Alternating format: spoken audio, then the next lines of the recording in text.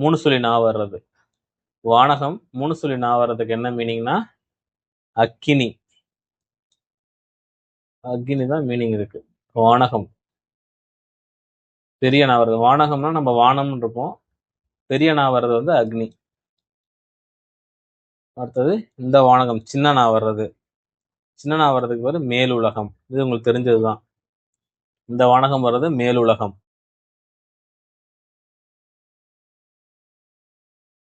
அடுத்தது வானம்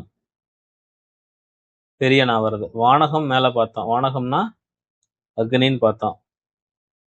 இந்த வானம் வர்றது அம்பு, அக்னி அப்படிங்கிற மீனிங் வரும். இன்னொன்னு மத்தாப்பு. இது மூணுமே வரும்.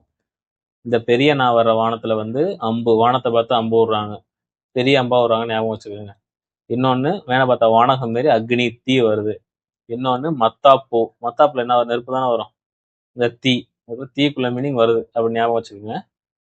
இந்த பெரிய நாக்குள்ளது அம்பு, தீ, மத்தாப்பு.